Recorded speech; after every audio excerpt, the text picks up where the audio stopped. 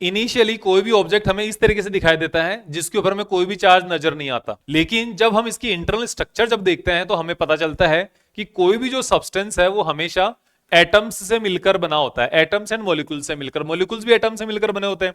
अब एटम की स्ट्रक्चर क्या होती है?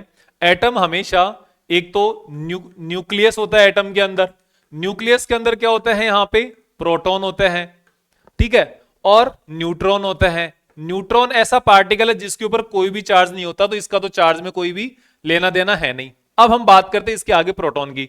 प्रोटॉन के ऊपर हमेशा कौन सा चार्ज होता है? पॉजिटिव चार्ज होता है। फिर एक पार्टिकल होता है यहां पर इलेक्ट्रॉन। जो इलेक्ट्रॉन है ना वो इसके न्यूक्लियस के बाहर अपने ऑर्बिट्स में चक्कर लगाता है इस तरीके से, ये इसके बाहर चक्कर लगा रहा है। अब बाहर चक्कर लगाने से क्या हुआ? यहां पर आपको पता चला कि इलेक्ट्रॉन्स के ऊपर यहां पर क्या है? नेगेटिव चार्ज है। प्रोटॉन्स के ऊपर यहां पर क्या है? पॉजिटिव चार्ज है। और किसी भी न्यूट्रल एक इनिशियली एटम के अंदर जितने नंबर ऑफ प्रोटॉन्स होंगे सेम उतने ही संख्या में, उतने ही नंबर्स में क्या होंगे? इलेक्ट्रॉन होंगे। तो इनिशियली कोई भी जो सब्सटेंस है ना वो क्या होता है?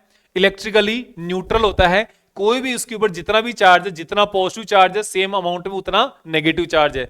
इसके ऊपर चार्ज अमाउंट में क्या है? यहाँ पे नेगेटिव चार्ज है।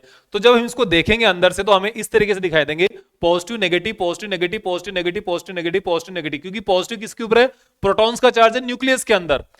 इलेक्ट्रॉन नेगेटिव क्या है? इलेक्ट्रॉन्स का चार्ज उसके अराउंड ऑर्बिट्स के अंदर चक्कर लगा रहे हैं, उसके अराउंड बाहर ऑर्बिट्स के अंदर बैठे हुए हैं। अब क्या हुआ?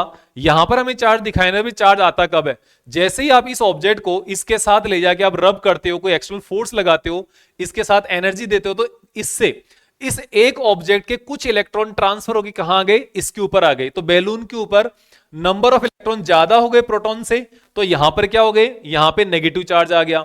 और अगर मैं इसकी टी शर्ट की बात करूं तो यहां पे नंबर ऑफ प्रोटॉन्स क्या हो गए? ज्यादा हो गए, और इलेक्ट्रॉन्स क्या हो गए? कम हो गए। तो इलेक्ट्रॉन्स कम होने की वजह से यहां पे क्या हो गए? पॉजिटिव चार्ज हो गई। लेकिन दोनों में आपको एक चीज कॉमन नजर आ रही है, चार्ज हमेशा किसके कारण पैदा हो रहा है? मूवमेंट ऑफ इलेक्ट्रॉन के कारण पैदा होता है, और किसी भी चीज के कारण पैदा नहीं होता। ध्यान रखना, प्रोटॉन्स के कारण चार्ज नहीं आता, चार्ज हमेशा इलेक्ट्रॉन्स के मूवमेंट के कारण आता है। बैलून की अगर बात करूंगा तो इसने इलेक्ट्रॉन्स गेन किए हैं। टी शर्ट की बात करूंगा तो इसके अंदर इलेक्ट्रॉन लॉस किए। तो इलेक्ट्रॉन का लॉस होने पर यहां पे पॉजिटिव चार्ज है, यहां पे इलेक्ट्रॉन का गेन होने पर इसके पास, बैलून के पास क्या है? नेगेटिव चार्ज है। तो इस बात का यहां पर आपको ध्यान रखना है। और डिटेल वीडियो देखने के लिए आप पूरे चैनल पे जाएं, वहां पर आपको डिटेल लेक्चर मिल जाएगा 1 घंटे का। Thank you very much.